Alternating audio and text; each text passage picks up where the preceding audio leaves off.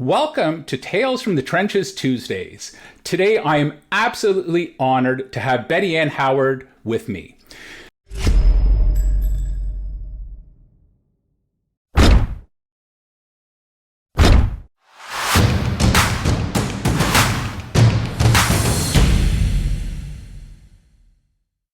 Betty Ann is a philanthropic financial planner. She's an award-winning speaker, an author, a financial literacy advocate, and a charitable giving expert. It seems like a huge portfolio.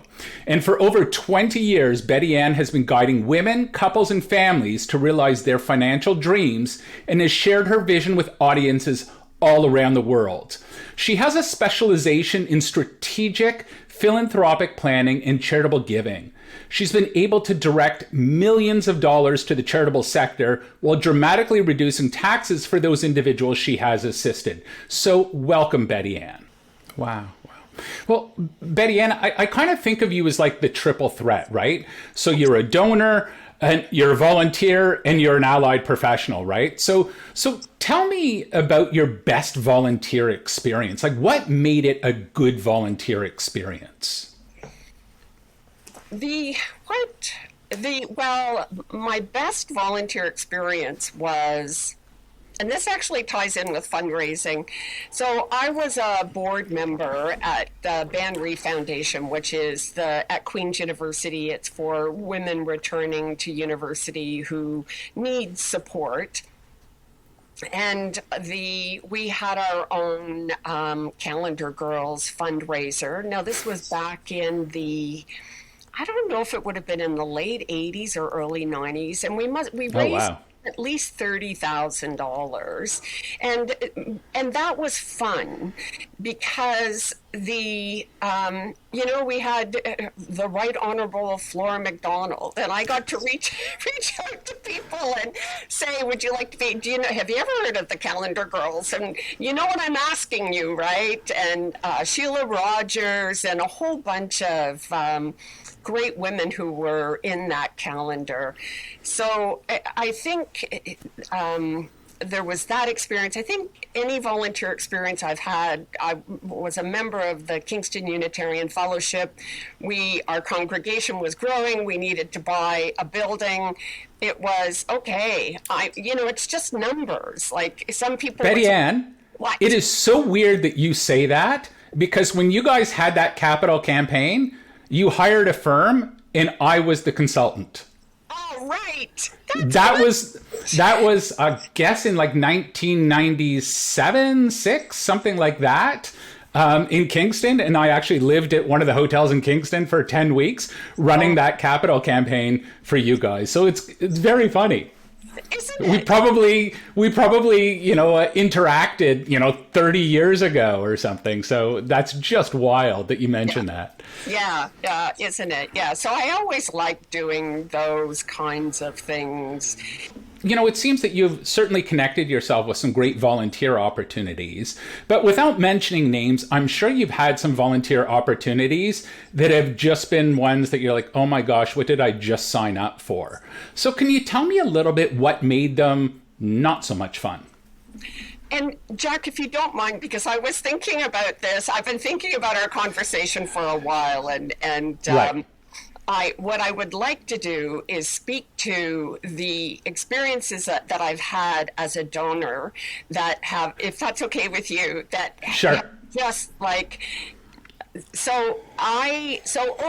COVID, I knew that charities were suffering, and I really liked the campaigns where it was, we'll double your money, we'll triple your money. I think what a great return on my investment. Right, so, sure, yeah. To send you some money. So I send a lot of money to a lot of different charities. And I know, because I'm on the receiving end of it now, okay, so we'll send you greeting cards and please give us some more money. And it was you who said that as a donor, you begin to feel like you're an ATM for the charity. I had an experience recently where somebody who called me trying to get me to be a monthly donor. And I said, you know what? Here's how I like to give. Here's the reason why. Well, do you think $10 a month would be within your budget. I said, what I'm telling you is I don't want to make any monthly commitments. I want to make decisions about, sending lump sum amounts and so on. And then they said to me, would $5 a month fit with your budget? I said, thousands of dollars a month would fit with my budget. You've really pissed me off now. Don't ever call me again. Like, I think, are you not listening? Are you not hearing me? And I hope it's okay that I swore. Yeah. The reality is they have a script that they follow, and being someone who's hired telefunders before, it's exactly the script, but you have to be somewhat intelligent and say, hey, okay, you know what? This is just a bad idea, and let's stop it here instead of going to the second and third kind of backup response. Yeah. So so that really drove me. So, and I know, Jack, we've talked about stewardship and the importance of stewardship.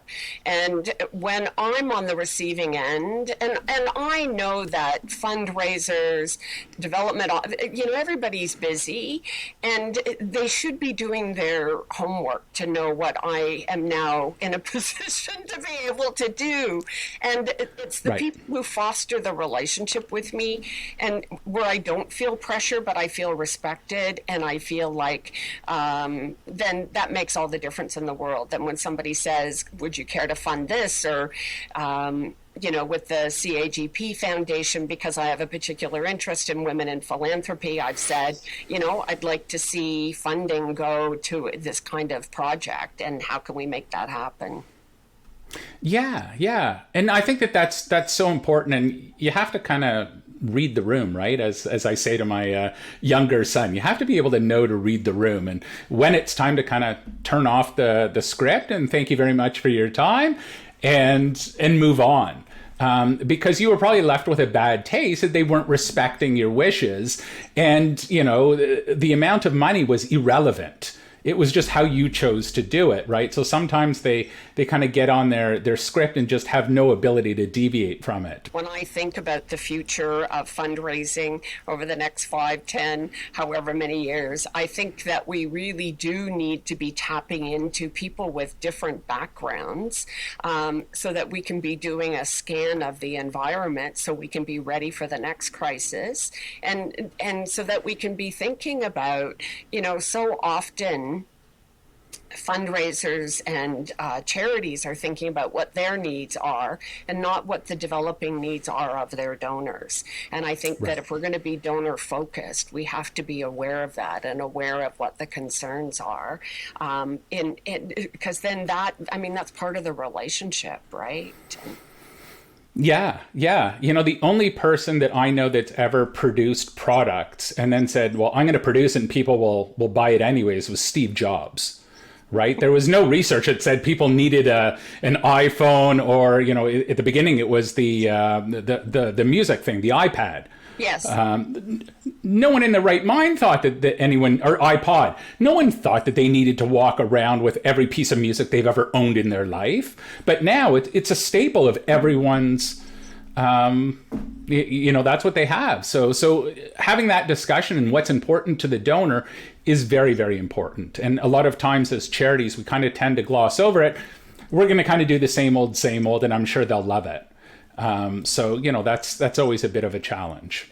And I think too, the what's coming, right? Like as you have suggested, we need to think 3 years, 5 years, 10 years down the road. Right. And I think that I'm a big believer in, we have to use our imagination, and we have to see what's coming, and charities need to be thinking about, well, how can you work hand in hand with the donors to address, and what are the services that people are going to need, and have a much deeper conversation about the impact people want to have, and so on.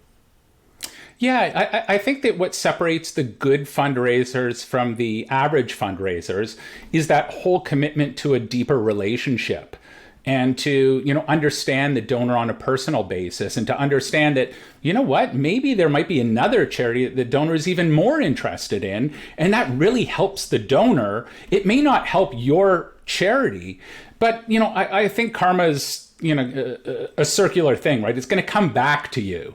Yeah. So I've actually, in my career, I've suggested to donors, you know what? There's something over here that I think you're going to like even better.